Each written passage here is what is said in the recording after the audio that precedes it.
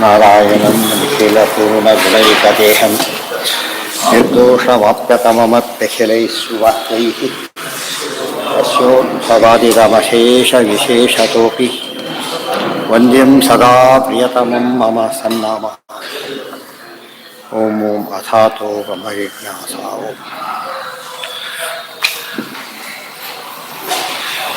ತಮೇವ ಶಾಸ್ತ್ರಪ್ರಭವಂ ಪ್ರಣಮ್ಯ ಜಗದ್ಗುರುಣಾಂ ಗುರುಮಂಜಸೈವ ವಿಶೇಷತೋ ಮೇ ಪರಮಾಖ್ಯವಿದ್ಯಾ ವ್ಯಾಖ್ಯಾಂ ಕರೋಮ್ಯನ್ವಪಿ ಚಾಹಮೇವ.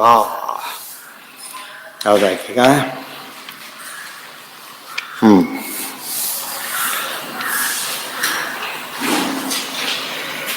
ಸ್ವಾಭವೇದ್ಯತ್ತದ ಪೂರ್ವಾರೋಹೋ ಭ್ರಮೋ ಅದೆಲ್ಲ ಆಯ್ತು. ನಿರ್ವಿಕಾರ ಸದಾ ಶುದ್ಧ ಅದೆಲ್ಲ ಆಗ್ತಾ ಇತ್ತು. ಈಗ ನಿರ್ವಿಕಾರಂ ಅನೌಪಮಂ ಅನೌಪಮ್ಯಂ ಸದೈಕ ರಸಮಕ್ಷಯಂ ಬ್ರಹ್ಮೇತಿ ಪರಮಾತ್ಮೇತಿ ಯಂ ವಿದುಃ ಜನಾಃ ಇತಿ ಶ್ರುತಿ ಪುರಾಣೋಕ್ತ್ಯ. ಅವೆಲ್ಲ ಶ್ರುತಿಗಳು, ಪುರಾಣ ವಾಕ್ಯಗಳು. ದೇವರು ಎಂಥವನು? ನಿರ್ವಿಕಾರಂ ಅನೌಪಮ್ಯಂ, ಅವನಂಥವನು ಮತ್ತೊಬ್ಬನಿಲ್ಲ. ನಾಸ್ತಿ ನಾರಾಯಣ ಸ್ವಂ ನ ಭೂತಂ ನ ಭವಿಷ್ಯತಿ. ಸದೈಕರಸಂ, ಸದಾ ಏಕರಸಂ, ಒಂದೇ ರೀತಿಯಾಗಿರ್ತಕ್ಕಂಥ ಶಾಶ್ವತನಾಗಿರ್ತಕ್ಕಂಥವನು.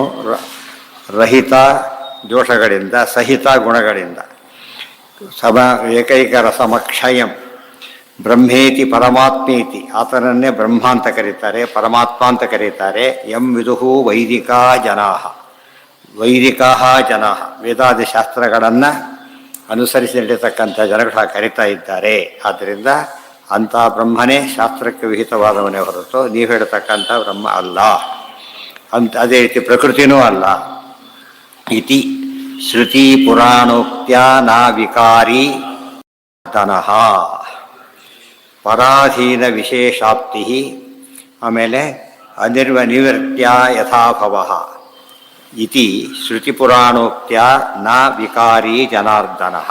ಈ ಶ್ರುತಿ ಮತ್ತು ಪುರಾಣಗಳ ಮಾತಿನಿಂದಾಗಿ ಜನಾರ್ದನ ಅಂತ ಶ್ರೀಹರಿ ನಾ ವಿಕಾರಿ, ವಿಕಾರಕ್ಕೆ ಒಳಗಾಗುವವನಲ್ಲ. ಈ ಪ್ರಕೃತಿಗೆ ವಿಕಾರ ಇದೆ, ಪರಮಾತ್ಮನಿಗೆ ವಿಕಾರ ಇಲ್ಲ. ಈ ಪ್ರಕೃತಿ ಅಭಿಮಾನ ದೇವತೆಯಾದ ಮಹಾಲಕ್ಷ್ಮಿಗೂ ವಿಕಾರ ಇಲ್ಲ. ಪರಾಧೀನ ವಿಶೇಷಾಪ್ತಿ ಅನಿವಾರ್ಯಾನ್ಯಥಾಭವ. ಪರಾಧೀನ ವಿಶೇಷಾಪತ್ತಿ, ಪರಾಧೀನ ವಿಶೇಷಾಪ್ತಿ ಯಾರಿಗೆ? ಮಹಾಲಕ್ಷ್ಮಿಗೆ. ಆದ್ದರಿಂದ ಅವರಿಗೂ ಕೂಡ ಏನಿಲ್ಲ, ಇಂಥ ವಿಕಾರ ಇಲ್ಲ. ಆಮೇಲೆ ಅನಿವರ್ತ್ಯ ಅನ್ಯಥಾಭವ. ಅನಿವರ್ತ್ಯ ಅನ್ಯಥಾಭವ ಅಂದ್ರೇನು? ವಿಕಾರ ಜಡಗಳಿಗೆ. ಆಮೇಲೆ ಕ್ಷೀರಾದಿವದ್ವಿಕಾರ ನೈವ ಸ್ಯಾದ್ಧರೇ ಕ್ವಚಿತ್. ಕ್ಷೀರಾದಿಗಳಿಗೆ ವಿಕಾರ ಇದೆ. ನೋಡಕ್ಕೆ ಎಷ್ಟೇ ಬೆಳಗಿದ್ದು ಶುದ್ಧವಾಗಿದ್ದರೂ ಕೂಡ ಸ್ವಲ್ಪ ಹೊತ್ತಿಗೆ ಅದು ಕೆಟ್ಟು ಹೋಗಿಬಿಡುತ್ತೆ, ಇಲ್ಲ ಮೊಸರಾಗಿ ಪರಿಣಾಮ ಹೊಂದಿಬಿಡುತ್ತೆ. ಆದ್ದರಿಂದ ದೇವರು ಹಾಗಲ್ಲ. ಕ್ಷೀರಾದಿವದ್ವಿಕಾರ ಸ್ಯಾತ್ ನೈವ, ಕ್ಷೀರಾದಿಗಳಿಗೆ ಆಗ್ತಕ್ಕಂಥ ವಿಕಾರ ಪರಮಾತ್ಮನಿಗೆ ಇಲ್ಲ. ಸಸ್ಯಾತ್ ಹರೇಹೇ ಕ್ವಚಿತ್, ದೇವರಿಗೆ ಯಾವ ಕಾಲಕ್ಕೂ ಇಲ್ಲ. ಅಪಾದಾನತ್ವಮೇವಾಸ್ಯ ಯದ್ಯುಪಾದಾನತ ಇಷ್ಯತೆ. ಪರಮಾತ್ಮನಿಗೆ ಉಪಾದಾನ ಅಂದರೆ ಅಪಾದಾನ ಅಂತ ಅಷ್ಟೇ ಅರ್ಥ. ಉಪಾದಾನ ಅಂದ್ರೇನು, ಅಪಾದಾನ ಅಂದ್ರೇನು? ಉಪಾದಾನ ಅಂದರೆ ವಿಕಾರ ಹೊಂದತಕ್ಕಂಥ ಕಾರಣ, ಉಪಾದಾನ ಕಾರಣ. ಅಪಾದಾನ ಅಂದರೆ ಮರ ಇದೆ, ಹಣ್ಣಿದೆ, ಹಣ್ಣು ಮರದಿಂದ ಬೀಳುತ್ತೆ, ಮರಕ್ಕೆ ವಿಕಾರ ಆಯ್ತಾ? ಏನೂ ಇಲ್ಲ. ಅದಕ್ಕೆ ದೇವ ಎಂಬುದೆಲ್ಲ ಅಪಾದಾನ, ಅಂದರೆ ನಿಮಿತ್ತ ಅಂತಲೇ ಅರ್ಥ. ಅಪಾದಾನ ಹೆಚ್ಚಿಕೊಟ್ಟು ನಿಮಿತ್ತ ಕಾರಣ. ಉಪಾದಾನ ಅಂದರೆ ಮೆಟೀರಿಯಲ್ ಕಾಸ್. ದೇವರು ಎಂದೂ ಕೂಡ ಅಪಾದಾನ ಕಾರಣನಾಗ್ತಾನೆ ಹೊರತು ಉಪಾದಾನ ಕಾರಣ ಆಗೋದಿಲ್ಲ. ಅದೇ ವೃಕ್ಷಾತ್ ಫಲಂ ಪತತಿ, ಅಪಾದಾನೆ ಪಂಚಮಿ. ಪಂಚಮಿ ಹೊತ್ತು ಎಲ್ಲಿ ಉಪಯೋಗಿಸ್ಬೇಕು? ಅಪಾದಾನವನ್ನು ಹೇಳೋದಕ್ಕೋಸ್ಕರ ಇಲ್ಲಿ ಒಂದೇ ಅಂಗೀಕೃತಂ ತತ್ ಪಿತೃವನ್ನತು ವಿಶ್ವಾತ್ಮನಾಭವ. ತಂದೆ, ಈಗ ಮಗ ಹುಡ್ತಾನೆ, ತಂದೆ ಇದ್ದಾನೆ, ತಂದೆಯನ್ನು ಟ್ರಾನ್ಸ್ಫರ್ ಮಾಡನ ಇಲ್ಲ. ತಂದೆನೇ, ಮಗನೇ. ಅಂಥ ತಂದೆ ಪರಮಾತ್ಮನೇ. ಹರಿರೇವ ಪರಹ ಹರಿರೇವ ಗುರುಹು ಹರಿರೇವ ಜಗತ್ ಪಿತೃ ಮಾತೃ ಗತಿ ಅಂತ ಹೇಳ್ಬೇಕಾದ್ರೆ ಇನ್ನೊಂದು ಅರ್ಥ ಇದೆ. ನಾವು ಪಿತೃವಿನಂತೆ ನಿಮಿತ್ತ ಕಾರಣ, ತಾಯಿಯಂತೆ ನಿಮಿತ್ತ ಕಾರಣನೇ ಹೊರತು ಈ ಒಂದು ಮಣ್ಣಿನಂತೆ ವಿಕಾರಿ ಕಾರಣ ಅಲ್ಲ, ಉಪಾದಾನ ಕಾರಣ ಅಲ್ಲ. ಅದನ್ನೇ ಹೇಳ್ತಾರೆ. ನೋಡಿ, ಪಿತೃ ಮಾತೃಣಾಂಚ ವಿಕಾರಿತ ನಚ ನತು ವಿಶ್ವಾತ್ಮನಾಭವ. ವಿಶ್ವ ಅಂದರೆ ಜಗತ್ತೇ ಪರಿಣಾಮ ಹೊಂದೋದಿಲ್ಲ. ಇವರೇನು ಹೇಳ್ತಾರೆ, ಸಾಂಖ್ಯರಾಗಲಿ ವಿಶಿಷ್ಟಾದ್ವೈತಿಗಳೇನು ಹೇಳ್ತಾರೆ, ಪರಮಾತ್ಮನನ್ನ ನಿಮಿತ್ತ ಕಾರಣ ಅನ್ನೋದು ಉಪಾದಾನ ಕಾರಣ ಅಂತ ಹೇಳ್ಬಿಡ್ತಾರೆ. ಇವತ್ತು ಪರಮಾತ್ಮ ಉಪಾದಾನ ಕಾರಣ ಅಂದ್ರೆ ಏನಾಗುತ್ತೆ, ಈಗ ದೇವರಿದ್ದ ಹಾಲಿದೆ, ಹಾಲು ಈಗ ಮೊಸರಾಯಿತು, ಹಾಲು ಅಷ್ಟು ಮೊಸರಾಯ್ತು, ಈಗ ಹಾಲಿಲ್ಲ ಈಗ. ಸೊ ದೇವ್ರ ಉಪಾದಾನ ಕಾರಣ ಆದರೆ ಜಗತ್ತಿದೆ, ದೇವರಿಲ್ಲೇ ಇಲ್ಲ. ಅರ್ಥ ಆಯ್ತಾ? ಮತ್ತೆ ದೇವರು ಎಲ್ಲರೂ ವಾಪಸ್ ಬರಿ, ಮತ್ತೆ ಹಾಲು ವಾಪಸ್ ಬರೋದ್ರೆ ದೇವ್ರು ಹೋದ ಅಂತಾರೆ ಅರ್ಥ. ಹಾಗೆ ಹೇಳೋದು. ಮತ್ತೆ ಇನ್ನೇನು ಹೇಳಬೇಕು, ಒಂದು ಪಾಠ ವಿಕಾರ ಆಗೋದಿಲ್ಲ, ಸಾಧ್ಯ ಇಲ್ಲ. ಹಾಲಿನಲ್ಲಿ ಒಂದು ಭಾಗ ಹೆಪ್ಪಾಗಿ ಇನ್ನೊಂದು ಭಾಗ ಹೆಪ್ಪದೇ ಇರಲಿಕ್ಕೆ ಸಾಧ್ಯ ಇದೆಯಾ? ಇಲ್ಲ. ಆದರೆ ಅದು ಸರಿಯಲ್ಲ. ಇವೆಲ್ಲ ಯೋಚನೆ ಮಾಡಿದರೆ ಇದು ದೊಡ್ಡ ಕಾಂಟ್ರಿಬ್ಯೂಷನ್. ಇದು ಜನ ಏನು ತಿಳ್ಕೊಂಡ್ಬಿಟ್ರು, ಆಚಾರ್ಯ ಮತಪ್ರಸಾರಗಳು ತಿಳ್ಕೊಂಡ್ರು. ತತ್ವಜ್ಞಾನಿ ಅಂತ ಅರ್ಥ ಆಗಲಿಲ್ಲ ಅವರಿಗೆ. ಯಾಕಂದ್ರೆ ತತ್ವಜ್ಞಾನಿಗಳು ಅಂತ ಹೇಳಿದರೆ ಏನಾಗುತ್ತೆ, ತಿಳಿದೇ ಇದ್ದಾಗ ಹೇಳಬೇಕು, ಅದನ್ನು ಇಲ್ಲದನ್ನು ತಿಳಿದೇ ಇದ್ದಾಗ ಹೇಳಿದರೆ ತತ್ವಜ್ಞಾನಿಗಳು ಅನ್ನೋ ಒಂದು ಭ್ರಮೆ ಹುಟ್ಟುಬಿಟ್ಟು ಜನಗಳಲ್ಲಿ. ಅದೆಲ್ಲ ತತ್ವಜ್ಞಾನ. ಒಂದು ಪ್ಯಾರ ಬರೋದು ತತ್ವಜ್ಞಾನ, ಹೊರಡು ಬರೋದು ತತ್ವಜ್ಞಾನ. ಎಷ್ಟು ಬರೆದಿದ್ದಾರೆ ಆಚಾರ್ಯರು. ಆದ್ದರಿಂದ ಇದಲ್ಲ ಉಪಾದಾನ ಕಾರಣ ಅಂತ ಒಪ್ಲಕ್ಕೆ ಹೇಗೆ ಸಾಧ್ಯ? ಯೋಚನೆ ಮಾಡಿ. ಇದು ವಿಕಾರಿ ಕಾರಣ, ದೇವರಿಗೆ ವಿಕಾರ ಇಲ್ಲದವನು ಅಂತ ಹೇಳಿದ ಮೇಲೆ ವಿಕಾರ ಹೊಂದತಕ್ಕಂಥ ಕಾರಣ ಅಂತ ಕರೆದ್ರೆ ದೇವರಿಗೆ ಅದು ಅಪಚಾರ ಮಾಡಿದಾಗ. ಸಾಮಾನ್ಯ ಜೀವನೇ ಏನಲ್ಲ ಉಪಾದಾನ ಕಾರಣ ಆಗೋದಿಲ್ಲ. ದೇಹ ಬದಲಾಗುತ್ತೆ ಹೊರತು ಜೀವ ಹಾಗೆ ಇರ್ತಾರೆ. ಸಾಮಾನ್ಯ ಜೀವ ಇವತ್ತು ಬರೀ ಉಪಾದಾನ ಕಾರಣ ಯಾವ ಕಾಲಕ್ಕೂ ಸಾಧ್ಯ, ನಿಮಿತ್ತ ಕಾರಣನಾಗಿರ್ತಾರೆ. ದೇಹಕ್ಕೆ ಉಪಾದಾನ ಕಾರಣ, ದೇಹಕ್ಕೆಲ್ಲ ವ್ಯತ್ಯಾಸ ಇದೆ, ಸ್ವರೂಪಕ್ಕಿಲ್ಲ. ದೇವರಿಗೆ ಸ್ವರೂಪ ಭಿನ್ನವಾದ ದೇಹನೇ ಇಲ್ಲ. ಅದರಿಂದಾಗಿನೇ ಏನಾಯಿತು, ಸದಾ ನಿರ್ವಿಕಾರ. ಜೀವ ಸ್ವರೂಪತಃ ನಿರ್ವಿಕಾರ, ಪರಮಾತ್ಮ ದೇಹತಃ ಕೂಡ ನಿರ್ವಿಕಾರನೇ, ಗುಣತಃ ನಿರ್ವಿಕಾರ. ಮತ್ತೆ ಇವೆಲ್ಲದನ್ನ ಅರ್ಥ ಮಾಡಿಕೊಂಡ್ರೆ ದೇವರ ಮಹಿಮೆ ವಿಶೇಷವಾಗಿ ಗೊತ್ತಾಗುತ್ತೆ. ಇವೆಲ್ಲ ಒಂದು ದೃಷ್ಟಿಯಿಂದ ಪರಮತ ಖಂಡನೆ ಇದೆ, ಇನ್ನೊಂದು ದೃಷ್ಟಿಯಿಂದ ದೇವರ ಮಹಿಮೆ. ಅರ್ಥ ಆಯ್ತಾ? ಸುಮ್ಮನೆ ಬೈಕೋತಕ್ಕೂ ತಾತ್ಪರ್ಯ ಇಲ್ಲ. ಯಾವುದೋ ತಾತ್ಪರ್ಯ ಇದೆ. ಪರಮತ ಖಂಡನೆ ಯಾತಕ್ಕೆ ಮಾಡಿದರು, ಎಲ್ಲಿ ದೇವರ ಹಿರಿಮೆಗೆ ಧಕ್ಕೆ ಬರುತ್ತೆ ಅದು ನಮಗೆ ಭಕ್ತಿಗೆ ಅಫೆಕ್ಟ್ ಆಗುತ್ತೆ. ಅದಕ್ಕೆ ಏನು ಮಾಡಬೇಕಂದ್ರೆ ಖಂಡನೆ ಅಷ್ಟೇ ಹೊರತು ಸುಮ್ಮನೆ ಯಾರೋ ಹೇಳ್ಕೊಂಡವ್ರೆ ಖಂಡನೆ ಮಾಡಬೇಕಾಗಿಲ್ಲ. ಅರ್ಥ ಆಯ್ತು? ಯಾವುದೋ ಸಿನಿಮಾ ಬಿದ್ದುಗಳಾಡ್ತಾರೆ, ಯಾರು ಬೆಸ್ಟ್ ಆ್ಯಕ್ಟರ್ ಅಂತ ಗಲಾಟೆ ಮಾಡ್ತಿರ್ತಾರೆ. ನಾವು ಯಾರಾದ್ರು ಬೆಸ್ಟ್ ಆದ್ರಷ್ಟೇ ಹೊರಸ್ತಾ ನಮಗೆ ಲೆಕ್ಕ ಇಲ್ಲ. ಆದರೆ ದೇವ್ರ ಬಗ್ಗೆ ಬಂದರೆ ಶುರುವಾಗುತ್ತೆ. ಇಂದ್ರ ದೇವತೆ ಶ್ರೇಷ್ಠನೋ ದೇವ್ರ ಶ್ರೇಷ್ಠನೋ ಅಂತ ಹೇಳಿದಾಗ ಏನು ಮಾಡಬೇಕಾಗ ಪ್ರೂವ್ ಮಾಡಲೇಬೇಕದು. ಅರ್ಥ ಮಾಡಿಕೊಂಡ್ರೆ ಪರಮತ ಖಂಡನೆಯ ಮುಖ್ಯ ಉದ್ದೇಶ ದೇವರ ಜ್ಞಾನದಲ್ಲಿ, ದೇವರ ಬಗ್ಗೆನ ಜ್ಞಾನ ಇದೆ, ಅದು ತಪ್ಪಾಗಬಾರ್ದು. ಆದ್ದರಿಂದ ದೇವರಲ್ಲಿ ಭಕ್ತಿನೂ ಕಡಿಮೆ ಆಗಬಾರ್ದು. ಏನಾಗ್ತಿರ್ಬೇಕು, ಯಾವಾಗಲೂ ಒಂದು ಸ್ವಾರಸ್ಯ ಇದೆ. ಹನುಮಂತ ದೇವರಿಗೆ ಕೇಳ್ತಾರೆ ಏನಂತ, ಪ್ರವರ್ಧತಾಂ ಭಕ್ತಿರ ಅಲಂ ಕ್ಷಣೇ ಕ್ಷಣೆ, ಕ್ಷಣ ಕ್ಷಣದಲ್ಲೂ ಭಕ್ತಿ ಹೆಚ್ಚಾಗಲಿ ಅಂತ ಕೇಳ್ತಾರೆ. ಆ ಮಾತಿಗೆ ಏನು ಗೊತ್ತಾ ಅರ್ಥ, ಜ್ಞಾನ ಹೆಚ್ಚಾಗಲಿ ಅಂತ ಅರ್ಥ. ಬರೀ ಜ್ಞಾನ ಹೆಚ್ಚಾಗಲ್ಲ. ಬರೀ ಊಟ ಏನು ಇಲ್ಲೇ ಏನು ಊಟ ಮಾಡ್ತಾನೆ ಅವನು, ಬಡಿಸಿದಷ್ಟು ಕೂಡ ಹೆಚ್ಚು ಊಟ ಮಾಡೋಕ್ಕೆ ಸಾಧ್ಯ ಇದೆ ಅಲ್ಲೇನು. ಸೊ ಜ್ಞಾನ ಹೆಚ್ಚಾಗ್ಬೇಕಾದ್ರೆ ಏನು ಮಾಡಬೇಕು, ಮತ್ತೆ ಪಾಠ ಪ್ರವಚನ ಆಗೈತಿ, ಬೇರೆ ದಾರಿ ಇಲ್ಲ. ಅದಿದ್ದರೆ ಕ್ಷಣ ಕ್ಷಣದಲ್ಲೂ ಹೆಚ್ಚಾಗಬೇಕು ಅಂತ ಹೇಳ್ತಾರೆ. ನಾವು ಗಿಡ ಹಾಕಿರ್ತೀವಿ, ಎಕ್ಸ್ಪೆಕ್ಟ್ ಮಾಡ್ತೀವಿ ಇಷ್ಟು ಬರಬೇಕು ಅಂತೇಳಿ, ಎಕ್ಸ್ಪೆಕ್ಟ್ ಮಾಡ್ತೀವೋ ಇಲ್ಲ, ಇಷ್ಟು ಬಂದಿರಬೇಕು ಅಂತೇಳಿ. ಅದೇ ರೀತಿ ನಮ್ಗೆ ಜ್ಞಾನ ಏನಾಗಬೇಕು, ಈ ಹಂತ ತಲುಪಬೇಕು. ಯಾವಾಗ ಅದೇನು ಇನ್ನೂ ಬೆಳೆಯೋದಿಲ್ಲ, ತುಳಸಿ ಗಿಡ ಇನ್ನೂ ಬೆಳೆಯೋದಿಲ್ಲ ಗೊತ್ತಾಯ್ತು ನಮಗೆ. ಅಷ್ಟು ಪೂರ್ಣತೆ ಬರಬೇಕು. ಪೂರ್ಣತೆ ಬಂದರೆ ಅದು ನಿಜವಾದ ಸಾಧನೆ. ಇಲ್ಲದೆ ಹೋದರೆ ಸಾಧನೆ ಸರಿಯಾಗಿಲ್ಲ ಅಂತ ಅರ್ಥ. ಅನ್ನ ಬೇಯಿಸಿಟ್ಬಿಟ್ಟ, ಅನ್ನ ಆಯಿತು ಅಂತ ಕರೀತಾರ, ಏನಾಗಬೇಕದು ಪೂರ್ತಿ ಪಕ್ವವಾಗಬೇಕು. ಜ್ಞಾನ ಪಕ್ವವಾಗಬೇಕು. ಜ್ಞಾನ ಆ ಸಾಧನೆ ಬರೋದು ಹೊರತು ಕೂಡ ನಮಗೇನು ಬಂದಿದೆ ಅಂತ ಅರ್ಥ ಅಲ್ಲ, ಜ್ಞಾನ ಬಂದಿದೆ ಅಂತ ಅರ್ಥ ಅಲ್ಲ, ಭಕ್ತಿನೂ ಬಂದಿದೆ ಅಂತ ಅರ್ಥ ಅಲ್ಲ. ನಮಗಿರೋ ಭಕ್ತಿ ಜ್ಞಾನ ಸ್ವಲ್ಪ ಆದ್ದರಿಂದ ಭಕ್ತಿನೂ ಸ್ವಲ್ಪನೇ. ಯಾರಿಗೆ ಜಾಸ್ತಿ ಆಗುತ್ತೆ ಅವ್ರಿಗೆ ಭಾರಿ ಭಕ್ತಿ ಆಗುತ್ತೆ. ದುರ್ಮತಗಳು ಏನು ಮಾಡ್ಲಿಕ್ಕೆ ಹೊರಟು ಅಂದರೆ ದೇವರಲ್ಲಿ ಭಕ್ತಿ ಕಡಿಮೆ ಮಾಡ್ಲಿಕ್ಕೆ ಹೊರಟು. ದೋಷ ಹೇಳಿ ಹೇಳಿ ಏನಾಯ್ತು, ಅಲ್ಲಿಗೆ ಯಾರ ಬಗ್ಗೆ ಭಾರಿ ಗೌರವ ನಡ್ಕೋತಾ ಇದ್ದ, ಸ್ವಲ್ಪ ಕರೆದ, ಅವ್ರಿಗೆ ಗೊತ್ತಿಲ್ಲ ಅವ್ರ ಬಗ್ಗೆ ಏನೋ ಹೇಳಿದ, ಮುಗಿದ ಕಥೆಯಲ್ಲಿ. ಅವತ್ತಿನ ದಿನ ಆಯ್ತು ಭಕ್ತಿ ಅಫೆಕ್ಟ್ ಆಯ್ತು. ಈ ಹೇಗೆ ನೀವು ಭಕ್ತಿನ ಅಫೆಕ್ಟ್ ಮಾಡ್ತಾರೋ ಅವ್ರ ಬಗ್ಗೆ ದೋಷಾರೋಪಣೆ ಮಾಡಿದಾಗ ಭಕ್ತಿ ಹೋಗುತ್ತೆ. ದೇವರಲ್ಲಿ ದೋಷ, ಇದೆಲ್ಲ ದೋಷ, ಇದು ವಿಕಾರ ಹೊಂದೋದೆಲ್ಲ ಏನದು ದೋಷ. ಭಕ್ತಿ ಹೋಯಿತು ದೇವರಲ್ಲಿ. ಆಗ ಆದಿತ್ಯ ಆಗಬಾರ್ದು. ಜನ ಏನು ಬರೀ ಬೈತಾರೆ, ಬೈಲಕ್ಕೆ ಹೊರಟೇ ಇಲ್ಲ. ಉದ್ದೇಶ ಏನಿಗೆ ದೇವರ ಭಕ್ತಿಯನ್ನು, ದೇವರಲ್ಲಿ ಮಾಡೋ ಭಕ್ತಿಗೆ ತೊಂದರೆ ಆಗಬಾರದು, ಇದೇ ಮುಖ್ಯ ಉದ್ದೇಶ. ಚೇತನತ್ವ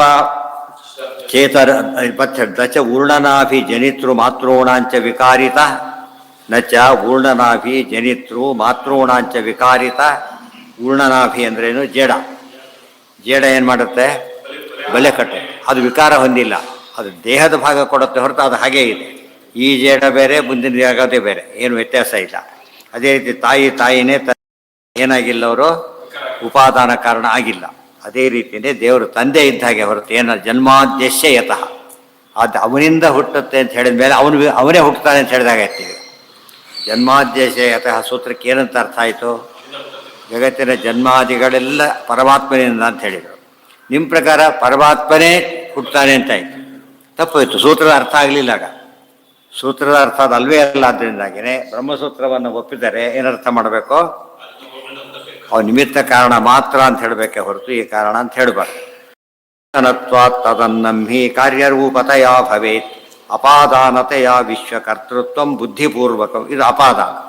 ಬುದ್ಧಿಪೂರ್ವಕವಾಗಿ ಅದು ಪರಮಾತ್ಮ. ವೃಕ್ಷ ದೃಷ್ಟಾಂತದಲ್ಲಿ ಏನಾಗಿದೆ ಅಂದರೆ ವೃಕ್ಷಕ್ಕೆ ಬುದ್ಧಿ ಇಲ್ಲ, ಅದ್ರ ಒಳಗಿರೋ ಚೇತನ ಬೇರೆ, ಅದು ಜಡಕ್ಕಿಲ್ಲ. ಪರಮಾತ್ಮ ಹಾಗಲ್ಲ.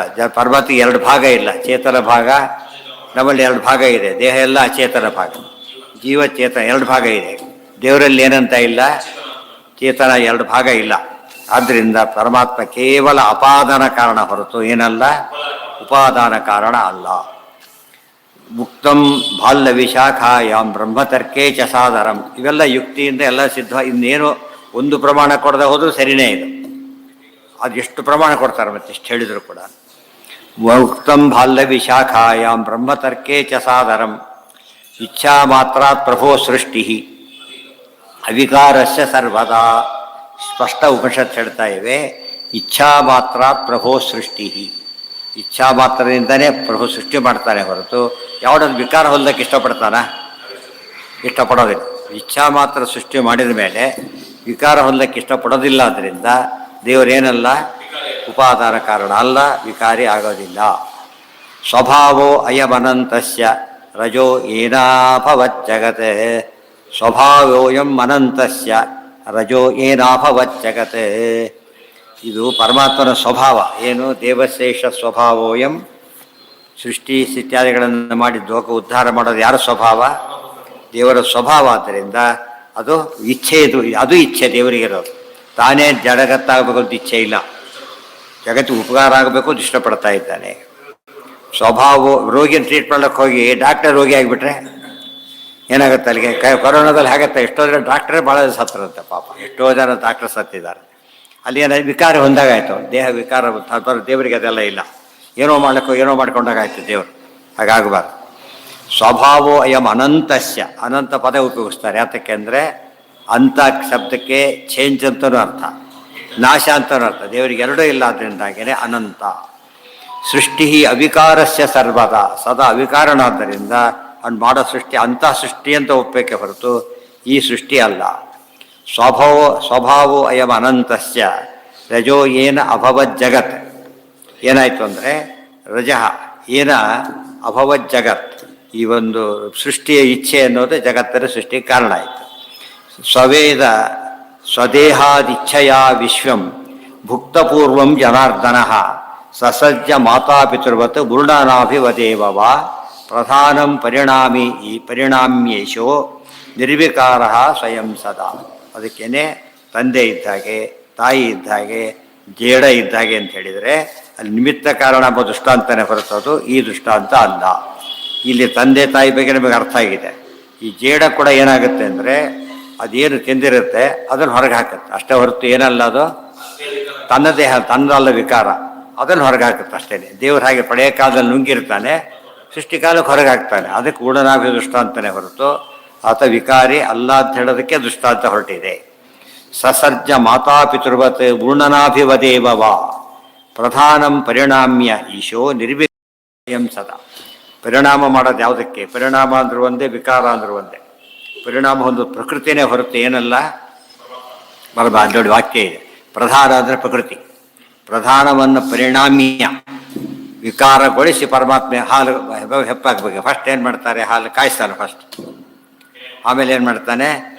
ಪೂರ್ತಿ ಆ ಬಿಸಿ ಇಲ್ಲದ್ರೆ ಆಗಲ್ಲ, ಅದು ಸ್ವಲ್ಪ ಆರಿಸ್ತಾನೆ.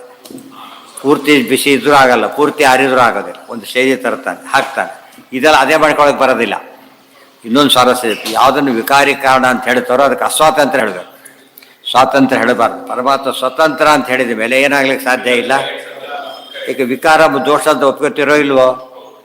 ಒಪ್ಕೊಳ್ಳೇಬೇಕು. ವಿಕಾರ ದೋಷ ಅಂದಮೇಲೆ ಜೀವನಿಗೆ ಒಂದು ವಿಕಾರ ಇದೆ, ಏನು?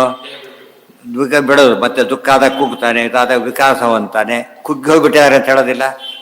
6 ಅಡಿ 8 ಅಡಿ ಇರ್ತಾನೆ, ಕುಗ್ಗಿ ಹೋಗಿದ್ದಾನೆ. 3 ಅಡಿಯನ್ನು ಕುಗ್ಗಿಲ್ಲ, ಯಾಕೆಂದ್ರೆ ಖುಷಿ ಇದ್ದಾನೆ, ಅವನು ಬಗ್ಗಿಬಿಟ್ಟಿದ್ದಾನೆ, ಅದಕ್ಕೆ ನೋವಾಗಿದೆ ಅವನಿಗೆ. ಅರ್ಥ ಆಯ್ತಾ?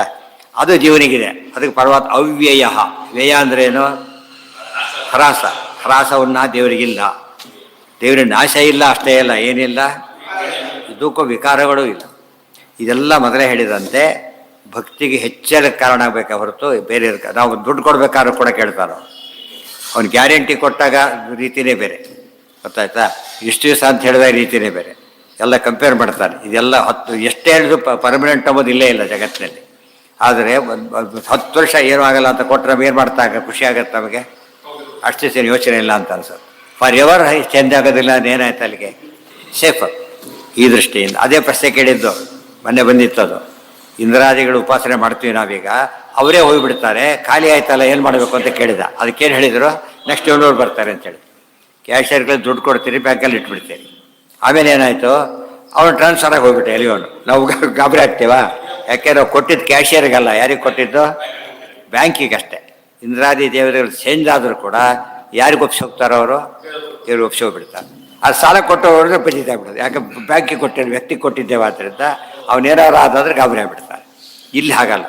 ಸೊ ನಾವು ಕೃಷ್ಣಾರ್ಪಣ ಅಂತ ಕೊಟ್ಟಾಗ ಯಾವ ವ್ಯಕ್ತಿ ಚೇಂಜ್ ಆಗಿ ಒಬ್ಬರು ಹಣ್ಣು ಮುದುಕ ನಾಳೆ ಸಾಯೋಗಿದ್ದಾನೆ, ಅವ್ನಿಗೇನೋ ಕೊಡ್ತಾರೆ, ಹೊರಗೆ ಬಿಡ್ತಾನೆ. ದಾನ ಕೊಟ್ಟು ಪುಣ್ಯ ಹೋಯ್ತಾ? ಅವನಿಗೆ ಹೋಗಲಿಲ್ಲ. ಯಾಕೆ?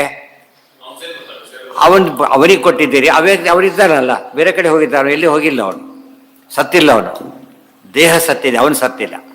ಅವಾಗ ಏನಾಯ್ತಾಗ ಕಾನ್ಸೆಪ್ಟ್ ಗೊತ್ತಾಯ್ತು. ಇಲ್ಲದ ಹೋದರೆ ನಾವು ವಯಸ್ಸಾದ್ರೆ ದಾನ ಕೊಡಬಾರ್ದು, ಮತ್ತೆ ಅದ್ರದ್ದು ಯಾರು ಯಾವಾಗ ಓದ್ತಾರೋ ಗೊತ್ತೋ, ಯಾರಿಗೂ ಕೊಡಬಾರ್ದು. ಕೊಡಿ, ಈಗ ಗ್ಯಾರಂಟಿ ಇಲ್ಲಲ್ಲ, ಯಾರಿಗೂ ಕೊಡಬಾರ್ದು, ಹೋಗ್ಬಿಟ್ರೆ ಕಷ್ಟ. ಅಲ್ಲೇ ಅಲ್ಲ.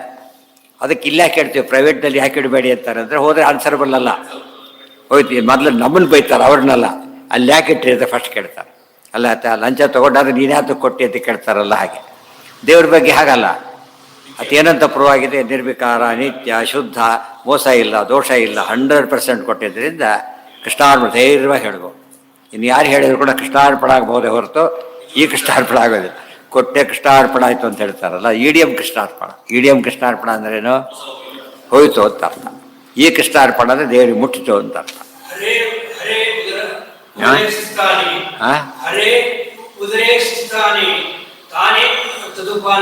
ಅದನ್ನೇ ಹೇಳ್ತಿರೋದು. ಉದರ ಅಲ್ಲ, ಉದರದಲ್ಲಿ ಇತ್ತಲ್ಲ, ಅದು ಹೊರಗೆ ಹಾಕಿದ ಅಷ್ಟೇ. ಅದೇನಾಯ್ತು ಅದು? ಅದಕ್ಕೆ ಹೇಗೆ ಬರುತ್ತೆ ಅಂತ ಪ್ರಶ್ನೆ ಬಂತು.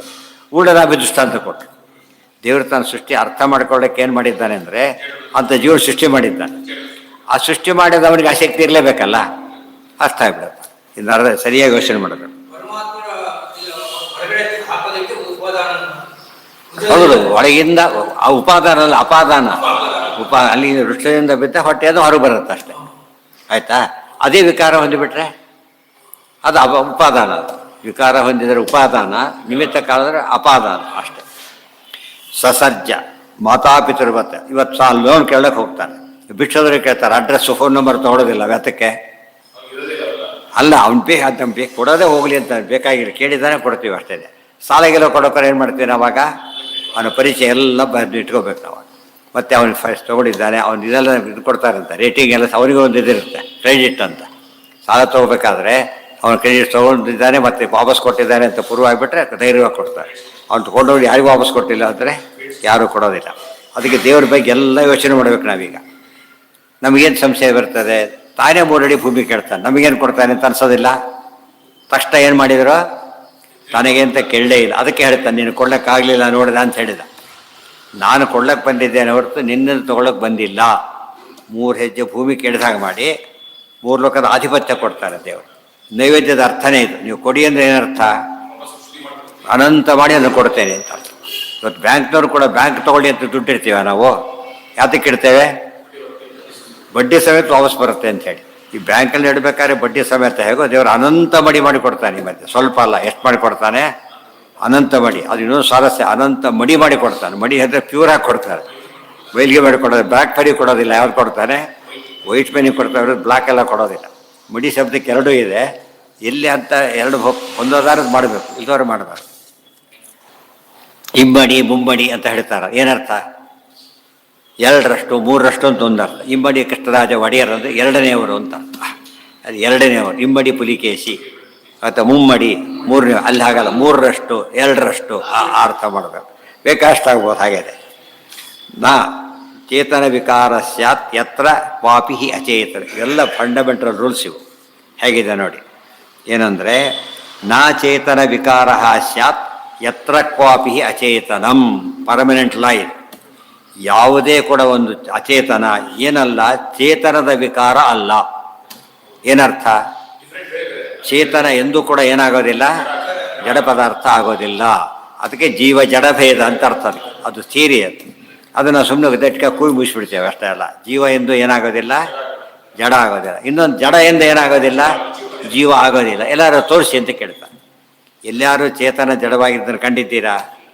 ಒಂದೂ ಕಂಡಿಲ್ಲ. ಎಲ್ಲಾದರೂ ಜಡ ಚೇತನ ನೋಡಿ ಅದು ಕಂಡಿಲ್ಲ. ಕೆಲವು ಕೇಸ್ ಬರುತ್ತೆ, ಎಲ್ಲ ಹೇಳ್ತಾರೆ. ಈಗ ನಚೇತನ ವಿಕಾರ ಸ್ಯಾತ್ ಯತ್ರ ಕ್ವಾಪಿ ಅಚೇತನ ಅಂತ ಪ್ರೂವ್ ಆದಮೇಲೆ ಅದೇನಲ್ಲ, ಚೇತನ ಆಗ್ಲಿಕ್ಕೆ ಸಾಧ್ಯ ಇಲ್ಲ. ಅದೇ ರೀತಿಯೇ ನಾ ಅಚೇತನ ವಿಕಾರೋಪಿ ಚೇತನ ಸ್ಯಾತ್ ಕಥಂಚನ.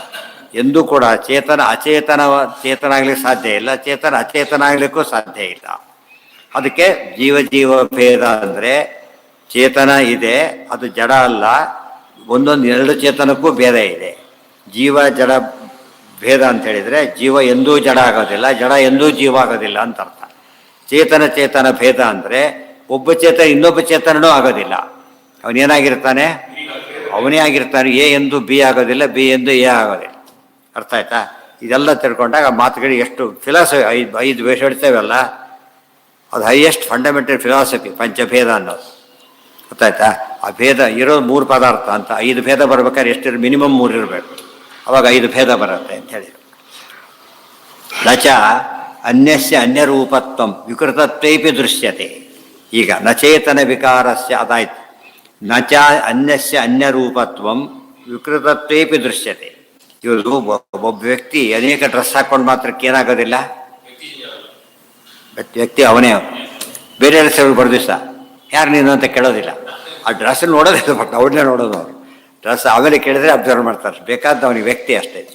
ಅದೇ ರೀತಿಯೇ ವೇಷ ಬದಲಾದ ಮಾತ್ರಕ್ಕೆ ವ್ಯಕ್ತಿ ಹಾಗೆ ಬದಲಾಗೋದಿಲ್ವೋ, ಚೇತನಿಗೆ ಬೇರೆ ರೂಪಗಳು ಬಂದು ಮಾತ್ರಕ್ಕೆ ಏನಾಗೋದಿಲ್ಲ, ಆ ಜೀವ ಬದಲಾಗೋದಿಲ್ಲ. ನಚ ಅನ್ಯಸ್ಯ ಅನ್ಯಥಾ ರೂಪಂ ವಿಕೃತತ್ವೇಪಿ ದೃಶ್ಯತೆ. ಎಷ್ಟೋ ಸರ್ತಿ ಅವನಿಗೆ ರೋಗ ಬಂದು ಗುರ್ತಿಡಿಯೋದಾಗಿಬಿಟ್ಟಿರ್ತಾನೆ. ಇಷ್ಟಾಗ ಅವನೇ, ತುಂಬ ತಿನ್ನಾಗಿದ್ದರೂ ಅವನೇ, ತುಂಬ ಸ್ಥೂಲವಾಗಿದ್ದರೂ ಅವನೇ. ಇದೆಲ್ಲ ಸರಿಯಾಗಿ ಅರ್ಥ ಮಾಡಿಕೊಂಡ್ರೆ ಅದು ದೊಡ್ಡದಾಗಿ ದೊಡ್ಡ ತತ್ವ ಅದು. ನಚ ಅನ್ಯಸ್ಯ ಅನ್ಯರೂಪತ್ವ ವಿಕೃತತ್ವೇಪಿ ದೃಶ್ಯತೆ. ನ ಕ್ಷೀರಾದ ಅನ್ಯಥಾ ದಧ್ನಃ ಕೇನಚಿತ್ ದೃಶ್ಯತೆ ಕ್ವಚಿತ್. ಹಾಲಿಗೆ ಹೆಪ್ಪಾಕಿದ, ಅದು ಮೊಸರಾಯಿತು. ಈಗ ಹಾಲಿಲ್ಲ, ಏನಿದೆ, ಮೊಸರಿ. ಅದೇ ಜಾಗದಲ್ಲಿ ಮೊಸರು ಬಂದು ಕೂತಿದೆ ಅಷ್ಟೇ ಹೊರತು ಅದೇನು ವಿಕಾರ.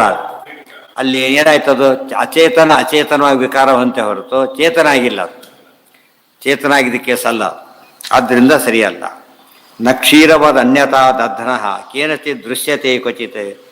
ಇವತ್ತು ಹಾಲು ಮೊಸರು ಎರಡು ಬೇರೆಯಾಗಿದ್ದಕ್ಕೇನೆ ಹಾಲಿದ್ರೆ ಮೊಸರಿಲ್ಲ, ಮೊಸರಿದ್ರೆ ಹಾಲಿಲ್ಲ. ಇದ್ರೆ ಏನಾಗ್ತಿತ್ತು, ಅದನ್ನೇ ಹಾಲು ಅಂತ ಕರಿತೇವ, ಕರೆಯೋದಿಲ್ಲ ಅದು. ಯಾಕೆ ವಿಕಾರ ಚೇಂಜ್ ಹೇಳಿದೆ ಮೊದಲು. ಕೆಮಿಕಲ್ ಚೇಂಜ್ ಬೇರೆ, ಫಿಸಿಕಲ್ ಚೇಂಜ್ ಬೇರೆ. ಕೆಮಿಕಲ್ ಚೇಂಜ್ನಲ್ಲಿ ಏನು ಸಿಗೋದಿಲ್ಲ, ಮೊದಲೇ ವಸ್ತು ಸಿಗೋದಿಲ್ಲ. Chemical change gone. ಇವತ್ತು ಒಂದು ಒಟ್ಟು ಸುತ್ತು ಬಿಡ್ತಾನೆ, ಹೋಯ್ತಾನೆ. ಆದರೆ ನೀರನ್ನು ಐಸ್ ಮಾಡ್ತಾನೆ, ಅವಾಗೇನಾಗಿತ್ತು, ಮತ್ತೆ ನೀರು ಮಾಡಿಬಿಡು. ಅದು ಫಿಸಿಕಲ್ ಚೇಂಜ್. ಎಲ್ಲ ಇದ್ರೆ ಕೊಟ್ಟಿರ್ತಾರೆ ಅದನ್ನೆಲ್ಲ. ಎಲ್ಲಿ 5ನೇ ಕ್ಲಾಸಲ್ಲೇ ಹೇಳ್ಬಿಟ್ಟಿರ್ತಾರೆ. ಅದ್ರ ಎಷ್ಟು ಉಪಯೋಗ ಬರುತ್ತೆ ನೋಡಿ. ಫಿಸಿಕಲ್ ಚೇಂಜ್, ಜೀವನ ಚೇಂಜ್ ತೊಗೊಳ್ಳೋಣ. ನಾವೀಗ ಹಿಗ್ಗೋದು ಕುಗ್ಗೋದು ಏನದು, ಫಿಸಿಕಲ್ ಚೇಂಜ್. ಅದು ಈ ವಿಕಾರ ಅಲ್ಲ ಅದು. ಅದು ಇದೆಂಥದ್ದು, ಉದಾಹರಣೆಗೆ ನೀರು ಐಸಾಗಿದೆ ನಿಜಾನೇ, ಅದೇ ನೀರೇ, ಆದರೆ ತಣ್ಣು ಹೆಚ್ಚಿದೆ, ಆ ಥರ ಒಂದು ಬೆನಿಫಿಟ್ ಇದೆ. ಅದೇ ಸ್ವಲ್ಪ ನೀರಾಯಿತು, ಅವು ಬಿಷ್ಟ ಕಡಿಮೆ ಆಯಿತು. ಇಂಥ ವಿಕಾರಗಳಿದೆ ಹೊರತು ಏನಿಲ್ಲ, ಈ ಚೇಂಜ್ ಇಲ್ಲ. ಆದರೆ ಇದು ಹಾಗಲ್ಲ. ಒಂದು ಕಟ್ಟಿಗೆ ಸುಟ್ಟೋಯ್ತು ಅಷ್ಟೇ. ಏನು ಮಾಡೋಕ್ಕೆ ಸಾರಿ, ವಾಪಸ್ ಕಟ್ಟಿಗೆ ಹಾಕೊಳ್ಳೋಕೆ ಬರೋದಿಲ್ಲ. ಇದೆಲ್ಲ ಅರ್ಥ ಮಾಡಿಕೊಂಡ್ರೆ ಇಂಥ ಪರಮಾತ್ಮ ಎಂಥವನು ಅಂದರೆ ಟೋಟಲಿ ಚೇಂಜ್, ಆಕಾಶ ಇದ್ದಾಗ ಅಬ್ಸಲ್ಯೂಟ್ಲಿ ನೋ ಚೇಂಜ್. ಜೀವ ಎಂಥವನು ಅಂದರೆ ಫಿಸಿಕಲ್ ಚೇಂಜ್. ಸಂಸಾರದಲ್ಲಿ ಏನಾಗ್ತಾನೆ ಜೀವ, ಹಿಗ್ಗೋದು ಕೂಗೋದು ಮಾಡ್ತಾನೆ, ಫಿಸಿಕಲ್ ಚೇಂಜ್. ಯಾವಾಗ ಫಿಸಿಕಲ್ ಕಳ್ಕೊಂಡ್ಬಿಡ್ತಾನೆ, ಚೇಂಜ್ ಇಲ್ಲ. ಮುಕ್ತರೆಲ್ಲ ನೋ ಚೇಂಜ್. ಯಾಕೆ, ಇದಿಲ್ಲೇ ಜಡದೇಹ ಇಲ್ಲ ಅವನಿಗೆ, ಆದ್ದರಿಂದ ಪೂರ್ತಿ ಅವನೇ. ಆದರೆ ಜಡ ಪದಾರ್ಥಕ್ಕೆ ಏನಿದೆ ಅಂದರೆ ಎವರ್ ಚೇಂಜಿಂಗ್. ಅದು ಎವರ್ ಚೇಂಜಿಂಗ್ ಅಂದ್ರೆ ಏನು, every faction of A minute change ಆಗ್ತಾ ಹೋಗುತ್ತೆ, ಫ್ಯಾಕ್ಷನ್ ಆಫ್ ಎ ಸೆಕೆಂಡ್. ಇದು ಜಡದ ಚೇಂಜ್. ಅರ್ಥ ಆಯ್ತಾ? ದೇಹ ನೋಡ್ತೀವಲ್ಲ ನಾವೀಗ ಎಷ್ಟು ಬದಲಾಗುತ್ತೆ. ನಮ್ಮ ಪ್ರಕಾರ ಒಂದು 10 ವರ್ಷ 20 ವರ್ಷಕ್ಕೆ ಚೇಂಜ್ ಕಾಣಿಸುತ್ತೆ. ಅಲ್ಲಿ ಹಾಗಲ್ಲ. ಅದಕ್ಕೆ ಅವ್ರು ಹೇಳ್ತಾರೆ, ಕತೆ ಬಂತಲ್ಲ, ಪೂರ್ವರವ ಸ್ನಾನಕ್ಕೆ ಹೊರಟಿರ್ತಾನೆ, ಎಣ್ಣೆ ಹಚ್ಕೊಂಡ್ಬಿಟ್ಟು ಅಶ್ವಿನಿ ಎದುರುಗಳು ಬರ್ತಾನೆ, ನಾವು ನೋಡಬೇಕು ಅಂತ ಕರೀತಾನೆ. ಇಲ್ಲ ಅಲ್ಲಿ ಸ್ವಲ್ಪ ಎಲ್ಲ ಎಣ್ಣೆ ಗಿಣ್ಣೆ ಹಚ್ಕೊಂಡು ಇದಾಗಿಬಿಟ್ಟಿದ್ದಾನೆ, ಆ ಸ್ನಾನ ಮಾಡ್ಕೊಂಡು ಬರ್ತಾನೆ. ಇಲ್ಲ ಈಗ ಬರ್ಲಕ್ಕೆ ಹೇಳಿ ಅಂತೇಳಿ ಆಯಿತು ಬಂದ್ರ. ಆ ಹೋಗಿ ಸ್ನಾನ ಅಭ್ಯಂಜನ ಮಾಡ್ಕೊಂಡ್ಬಿಟ್ಟೆ. ಪಾಪ ವಯಸ್ಸಾಗ್ಬಿಡ್ತು ಅಂತ ನೋಡಿದ್ರೆ ಎಷ್ಟು ಸೂಕ್ಷ್ಮ ಸೈನ್ಸ್, ಎಷ್ಟು ಸೈಂಟಿಫಿಕ್ ಗೊತ್ತಾ ಅದು. ಬಿಲಿಯನ್ಸ್ ಆಫ್ ಸೆಲ್ಸ್ ಆಯಿತು ಪ್ರತಿ ಇದರಲ್ಲಿ, ಬಿಲಿಯನ್ಸ್ ಆಫ್ ಸೆಲ್ಸ್ ಆಯಿತು. ನಮಗೆ ಗೊತ್ತಾಗಲ್ಲ. ವಿಸಿಬಲ್ ಆಗೋದು ಯಾವಾಗ ಗೊತ್ತು, ಒಂದು ಹಾಲಿನಿಂದ ಒಂದೊಂದೇ ಚಮಚ ತೆಗಿತಾನೆ, ಚೇಂಜ್ ಗೊತ್ತಾಗೋದಿಲ್ಲ. ಸ್ವಲ್ಪತ್ತಿಗೆ ಗೊತ್ತಾಗತ್ತೆ, ಇಷ್ಟೊಳಗೆ ಹೋಗ್ಬಿಡ್ತಾರೆ ಅವಾಗ ಗೊತ್ತಾಗತ್ತೆ. ಅರ್ಥ ಆಯ್ತಾ? ಅದು ಅಲ್ಲಿ ಆಗುತ್ತೆ. ಇದ್ರ ಪ್ರಕಾರ ಏನಾಗುತ್ತೆ, ಕಾಯಿಸಿದಾಗ ಸ್ವಲ್ಪ ಹೋಗಿರುತ್ತಾಗಲೇ ಲಿಕ್ವಿಡ್ ಪೋರ್ಷನ್, ನೀರಿನ ಪಾಟ್ ಹೋಗಿಬಿಡುತ್ತೆ ಆ ಕಡೆಗೆ. ಅದು ನಮಗೆ ನೋಟಿಸಬಲ್ ಚೇಂಜ್ ಅನಿಸೋದಿಲ್ಲ. ಸೊ ನೋಟಿಸಬಲ್ ಚೇಂಜ್ ಎಂಬುದು, ಇನ್ನೋಟಿಸಬಲ್ ಚೇಂಜ್ ಎಂಬುದು ವೆರಿ ಇಂಪಾರ್ಟೆಂಟ್. ರಿವರ್ಸಿಬಲ್ ಇದು. ಫಿಸಿಕಲ್ ಚೇಂಜ್ ಏನದು ರಿವರ್ಸಿಬಲ್, ಅದು ಇರಿವರ್ಸಿಬಲ್. ಈ ಅರ್ಥ ತಿಳ್ಕೊಂಡ್ಬಿಟ್ರೆ ನಮ್ಮ ಇವತ್ತು ಜಗತ್ತಿಗೆ ಆಗೋ ಚೇಂಜ್ ಎಲ್ಲ ಇರಿವರ್ಸಿಬಲ್. ಹೋದ ಒಂದು ಕ್ಷಣ ಮತ್ತೆ ವಾಪಸ್ ತಲಕ್ಕೆ ಸಾಧ್ಯನೇ ಇಲ್ಲ. ಅಲ್ಲ ಹೇಗಿರ್ತಾನೆ ಚೇತನ, ಅವನಿಗೆ ಫಿಸಿಕಲ್ ಚೇಂಜ್ ಇದೆ, ಇದೆಯಲ್ಲ. ದೇವರಿಗೆ ಯಾವ ಚೇಂಜು ಇಲ್ಲ. ಅದಕ್ಕೆ ಅಶ್ವತ್ಥ ಅಂತ ಕರೆದ್ರು. ಜಗತ್ತನ್ನು ಏನಂತ ಕರೆದ್ರು? ಅಶ್ವತ್ಥ ಅಂದ್ರೆ ಏನು? ಇವತ್ತಿದ್ದಾಗ ನಾಳೆ ಇರೋದಿಲ್ಲ. ಇಲ್ಲಿ ನಾಳೆ ಅಂದರೆ ಆ ನಾಳೆ ಅಲ್ಲ, ನೆಕ್ಸ್ಟ್ ಮೂಮೆಂಟೇ ನಾಳೆ. ನಾಳೆ ಪಾಠ ಇಲ್ಲ ಅಂದರೆ 2 ದಿವಸ ಆದ್ಮೇಲೆ ಇಲ್ಲ ಅಂತ ಹೇಳ್ತಾರಲ್ಲ, ಹಾಗೆ. ಮತ್ತು ನಾಳೆ ಇದೆಯಲ್ಲ ನಾಳೆ ಇಲ್ಲ. ಯಾಕೆ ಕೆಲವ್ರಿಗೆ ದ್ವಾಸ, ಕೆಲವ್ರಿಗೆ ಆದ್ರಿಂದ ಈ ನಾಳೆ ಇದ್ದಾಗ ಚೇಂಜ್ ಮಾಡ್ಬೇಕಾದ್ರೆ. ಬೇರೆ ಹೊತ್ತಿನಲ್ಲಿ ನಾಳೆ ಅಂದರೆ ನಾಳೆನೇ, ನಾಡಿದ್ದಿಲ್ಲ. ಆಮೇಲೆ ಮಂಗಳವಾರ ದಿವಸ ಲೀವ್ ಹಾಕಿಬಿಟ್ರೆ ಬೋದಾಯ್ತು. ಮಂಗಳೂರು ಬುಧವಾರಕ್ಕೆ ಪಾಠ್ಯ ಇಲ್ಲ ಮತ್ತೆ 2 ದಿವಸ ಆದಮೇಲೆ. ಅದೇ ಹೇಳಿದ್ದು. ಯಾರಿಗೆ ದಾಸ್ಯ? ಯಾರಿಗೆ